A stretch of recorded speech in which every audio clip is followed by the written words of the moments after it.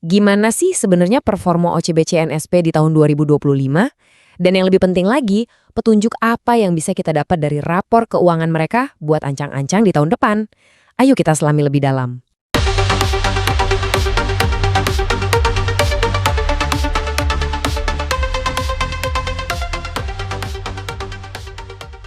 Oke, hari ini kita akan bedah tuntas kesehatan finansial dari OCBC NSP berdasarkan laporan tahunan 2025 mereka. Pertanyaannya, apakah bank ini benar-benar mesin uang yang solid? Atau jangan-jangan ada tantangan tersembunyi yang perlu diwaspadai para investor? Yuk, kita cari tahu sama-sama. Jadi, gimana sih sebenarnya performa OCBC NSP di tahun 2025?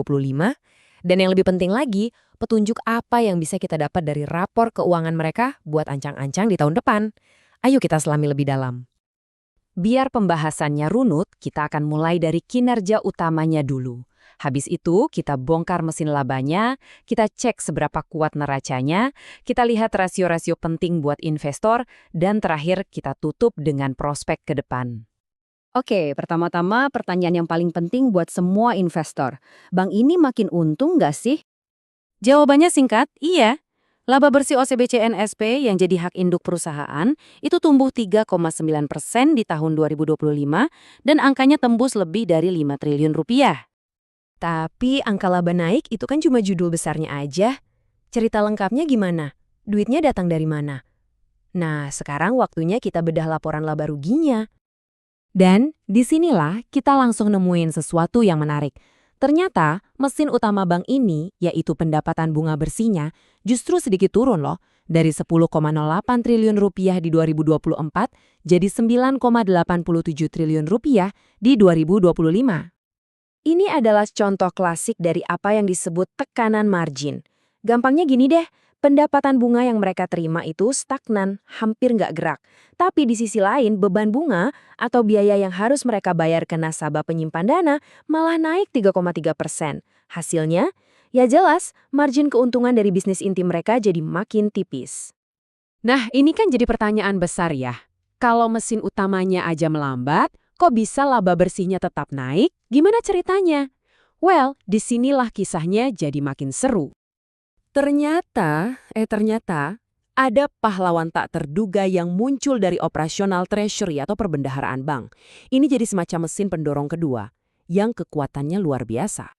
Coba lihat deh lonjakan ini, gila banget. Keuntungan dari trading surat berharga dan instrumen derivatif itu meroket. Angka ini lebih dari cukup buat nutupin penyusutan pendapatan bunga dan akhirnya tetap mendorong laba bersih buat tumbuh. Ini langkah strategis yang cerdas banget. Oke, jadi kita udah tahu gimana cara mereka cetak laba. Tapi seberapa kokoh sih struktur keuangan bank ini secara keseluruhan? Sekarang, ayo kita periksa neracanya. Secara keseluruhan, bank ini jadi makin besar.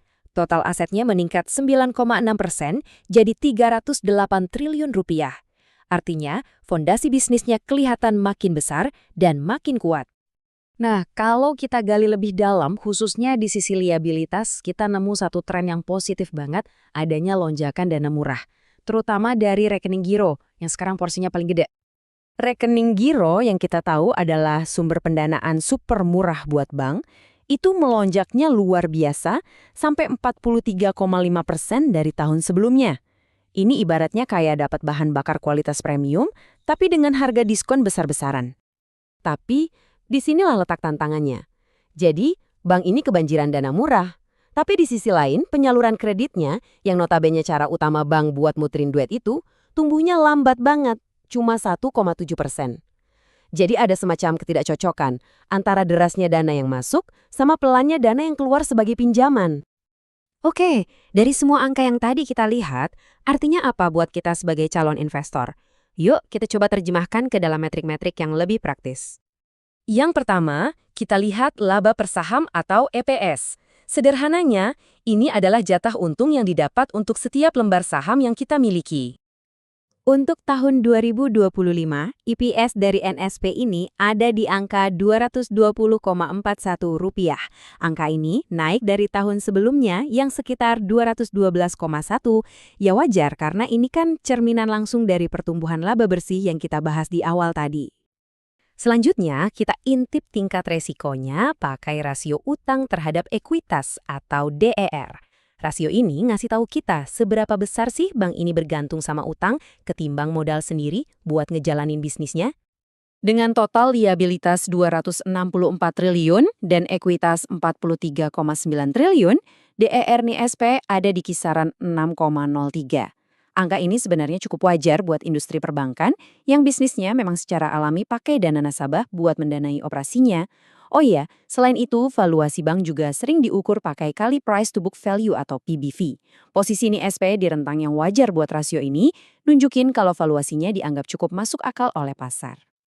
Oke, setelah kita bedah semua angka-angka ini, pertanyaannya sekarang, apa artinya ini semua buat prospek OCBC NISP di tahun 2026? Kalau kita rangkum semua, gambarnya jadi jelas banget. Tantangan utamanya ada dua. Yang pertama, gimana caranya memacu lagi pertumbuhan kredit, dan yang kedua, menjaga margin bunga. Di sisi lain, peluangnya juga gede banget. Mereka punya basis dana murah yang luar biasa kuat, dan juga tim treasury yang terbukti sukses besar. Jadi, intinya bisa kita simpulkan begini, bank ini jago banget dalam mengumpulkan bahan bakar berupa dana murah. Nah, tantangan terbesarnya sekarang adalah gimana caranya menyalakan mesin penyaluran pinjaman supaya bisa melaju lebih kencang. Jadi, inilah pertanyaan kunci buat para investor di tahun 2026 nanti. Dengan fondasi dana murah yang begitu kokoh, sanggupkah OCBC NSP mengakselerasi pertumbuhan kreditnya? Jawaban dari pertanyaan inilah yang bakal menentukan arah kinerja mereka selanjutnya.